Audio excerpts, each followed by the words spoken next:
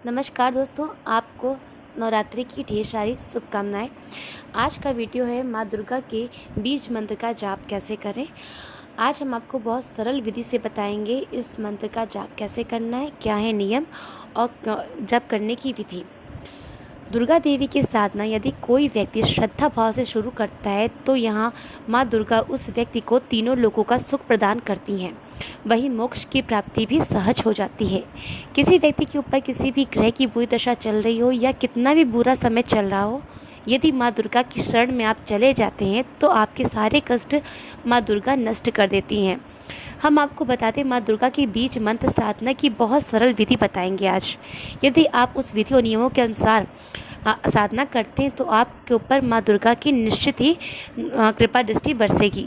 साधना शुरू करने से पहले आपको कुछ नियमों का पालन करना ज़रूरी है, तभी आपकी साधना सफल होगी। यह नियम कुछ इस प्रकार है, जैसे कि साधना किसी शुक्ल मंगलवार, नवरात्रि, दीपावली, अक्षय तृतीया जैसे शुभ मुहूर्त में शुरू करना है।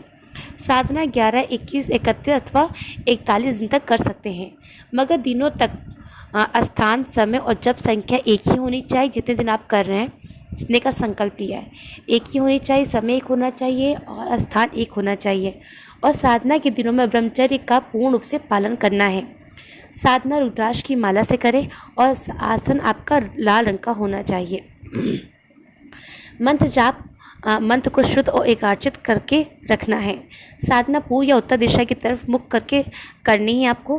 साधना के लिए स्वच्छ और शांत स्थान का चुनाव करें। यदि घर में कोई अलग पूजा घर के लिए स्थान नहीं है तो फिर आप कोशिश करें कि साधना के वक्त कोई उस कमरे में प्रवेश ना करें। यदि साधना के बीच में माँ दुर्गा की कृपा से कोई अनुभूति आपको अगर होती है तो आप उसकी चर्चा किसी से मत करिएगा। जितना गुप्त हो सके उतना उसे रखिएगा, आपको ज़्यादा फल प्राप्त होगा। साधना की विधि क्या है? अब मैंने आपको बताया कि शुभ मुहूर्त का चुनाव को कैसे करना और सुबह, संध्या या रात्रि का समय साधना के लिए आपको निश्चित कर लेना है कि किस समय आप अच्छे से बैठ के कर सकते हैं। दुर्गा माता की एक प्रतिमा या यंत्र को पूर्व या उत्तर दिशा की ओर किसी चौकी पर लाल वस्त्र के ऊपर स्थापित कर लें और उसे गंगा जल के छींटे लगाकर साफ कर देना है। फिर माता की प्रतिमा को लाल सिंदूर से तिलक करके खुद तिलक करना है। उसके बाद माता की प्रतिमा के आगे देसी घी का दीपक, धूप, दीप और जल का एक लोटा रखना है। यदि संभव हो तो रोजाना माता को थोड़ा किशमिश का भोग ज़रूर लगाइए और छोटी कन्याओं में बांट दें। मंत्र जाप शुरू करने से पहले आपने जो उपयुक्त आपके जो काम है उसे करके बैठें, ताकि आपको बार बार उठना ना पड़े। मंत्र जाप करते समय आपको उठना नहीं है। और फिर अपने साधना के पहले दिन आप संकल्प कर ले और वही संकल्प आपको लेकर चलना है। इसके बाद आपको अपने सबसे पहले गणपति जी का ध्यान करना है। ओम श्री गणेशाय नमः बोलना है। उसके बाद ओम श्री गुरुवाय नमः उच्चारण करना है और फिर अपने कुल देवता का ध्यान करना है या कुल देवी का ध्यान करना है। उसके बाद ओम श्री कुलदेवाय नमः मंत्र बोलना है, नमः बोलना है। यह तीनों मंत्र एक एक बार उच्चारण करना है। इसके बाद आप एकत्रित होकर मंत्र का जाप करने बैठ जाइए। आप इस मंत्र का जाप करिए, इस बीज मंत्र का। ओम ऐं ह्रीं क्लीं चामुंडाय विच्चे, या अगर आप इसे कहने में असमर्थ हैं तो आप कहिए ओम दुम दुर्गाय नमः। इस मंत्र का आपको जाप करना है। ये दोनों मंत्र में से आप कोई भी मंत्र आप कर सकते हैं। यहाँ पे आपको बताते एक बात विशेष ध्यान रखने की है, जब तक दुर्गा जी की साधना के साथ बटुक भैरव का नाम उच्चारण ना किया जाए तब तक माँ प्रसन्न नहीं होती हैं। इसीलिए आपको मंत्र जाप जब समाप्त हो जाए तब आपको बटुक भैरव जी के मंत्र का 5 या 11 बार उच्चारण करना रोज़ाना है।